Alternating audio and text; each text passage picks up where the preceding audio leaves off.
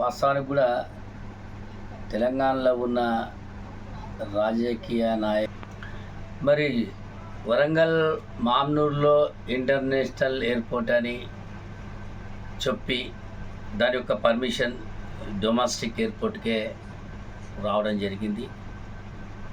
ఎందుకంటే domestic airport అంటే సుమారు 1000 ఎకరాల స్థలం ఉంటేనే టూ రన్వే కానీ డొమెస్టిక్ ఎయిర్పోర్ట్ కానీ సక్సెస్ అవుతుంది. ఇవాళ ఇంటర్నేషనల్ ఎయిర్పోర్ట్ కావాలంటే సుమారు 3000 ఎకరాల స్థలం ఉంటేనే మరి అది ఇంటర్నేషనల్ ఎయిర్పోర్ట్ అనబడుతుంది కనుక ఇప్పుడు ప్రస్తుతం ఉన్న 696 ఎకరాల స్థలం ఉన్నది. ఇంకా 254 ఎకరాల స్థలము కావాల్సి ఉన్నది. దానివల్ల ఒక్కటే రన్వే చేస్తామని ఎయిర్పోర్ట్ అథారిటీ వారు అనడం అది సరికాదు. అయినప్పటికీ ఇంటర్నేషనల్ ఎయిర్పోర్టుకు సబ్ ఎయిర్పోర్టు కావాలన్నా కానీ ఎయిర్ మీటర్స్ పైనుంచి 150 మీటర్ల అది ఉన్నప్పుడే మరి ఆ ఒక పర్మిషన్ వస్తుంది, లేకపోతే ఆ పర్మిషన్ రావడం జరగదు. ఇవాళ తెలంగాణ నాయకులు, ఎంపీలు, మంత్రులు కానీ, తెలంగాణ రాజకీయ పార్టీలు కానీ, రాజకీయ నాయకులు అనే వారు సన్యాసం తీసుకోవాలి. నేను చెప్తున్నా, అది అన్ని పార్టీల నాయకులు. ఇవాళ ఒక తెలంగాణ రాష్ట్రంలో ఒక హైదరాబాద్, శంషాబాద్ ఎయిర్పోర్ట్ తప్ప ఇంకొక ఎయిర్పోర్ట్ అనేది మన దగ్గర లేదు. ఇవాళ చూసుకుంటే ఆంధ్రాలో 6 ఎయిర్పోర్ట్లు, రాజమండ్రి, కడప, కర్నూలు, విశాఖపట్నం ఇంటర్నేషనల్, గన్నవరం విజయవాడ ఇంటర్నేషనల్, రేణుగుంట, ఇన్ని ఎయిర్పోర్ట్లు, 6 ఎయిర్పోర్ట్లు. ఇప్పుడు భోగాపురం ఎయిర్పోర్ట్ పడుతుంది ఇంటర్నేషనల్. అది 2003లో అది శంకుస్థాపన చేసింది. 2023లో అది దాదాపు 75% అయిపోయింది అది ఇంటర్నేషనల్ ఎయిర్పోర్టు.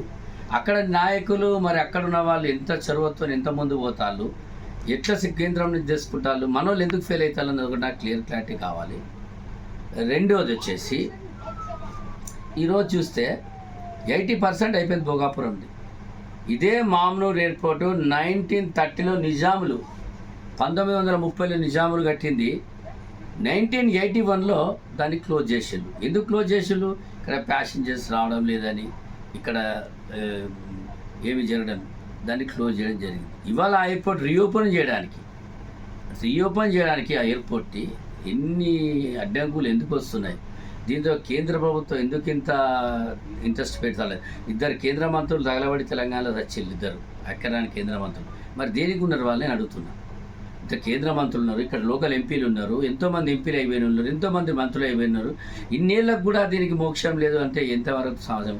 కేవలం ఇక్కడ రియల్ ఎస్టేట్ పెరగడానికి ఎయిర్పోర్ట్, మామూలు ఎయిర్పోర్ట్ పడుతుందని అమాయకులైన వాళ్ళు అక్కడ స్థలాలు కొనుక్కోవడం జరుగుతుంది తప్ప ఎయిర్పోర్ట్ల వల్ల అక్కడ ఏం అభివృద్ధి జరగదు. డొమెస్టిక్ ఎయిర్పోర్ట్ తీసుకుంటే ఈనాడు మీరు రేణుగుంట చూడండి, రేణుగుంట పక్కన కేఫ్లు కూడా ఉండవు. రాజమండ్రి చూడండి, ఏముండదు. కడప చూడండి, కర్నూలు చూడండి. ఒక విజయవాడ, విశాఖపట్నం 2 ఇంటర్నేషనల్ ఎయిర్పోర్ట్ తప్ప మిగతా ఏ ఎయిర్పోర్ట్లు ఉన్నా కానీ అక్కడ ఏం ల్యాండ్ డెవలప్ కాలే. ఇవాళ ఈ యొక్క మామూలు ఎయిర్పోర్ట్తో ల్యాండ్ డెవలప్ అవుతుందని చెప్పి ఒక పెద్ద మాఫియా, ల్యాండ్ మాఫియా జేమై చేసి ఎప్పుడో కావాల్సిన ఎయిర్పోర్ట్ అది. డొమెస్టిక్ ఎయిర్పోర్ట్కి ఇన్ని అవస్థలు ఉంటే రేపు ఇంటర్నేషనల్ ఎయిర్పోర్ట్ ఎక్కడైతుంది? కాకతీయ ఇంటర్నేషనల్ ఎయిర్పోర్ట్ పెట్టద్దు, అది సరికాదు. క్లియర్గా చెప్పాలి, ఇది డొమెస్టిక్ ఎయిర్పోర్టు, దీనికి స్థలం ఇంత ఉంది, 600 చిల్లర, ఇంకా 200 చిల్లర అవుతుంది, పూర్తి స్థాయిలో డొమెస్టిక్ అవుతుంది. ఇంటర్నేషనల్ అంటే ఒక 3000 కావాలి. ఇవాళ వైజాగ్లో ఇంటర్నేషనల్ ఎయిర్పోర్ట్, రేపు భోగాపురం ఎయిర్పోర్ట్ పెట్టాక ఇది వైజాగ్ తీసేస్తారు.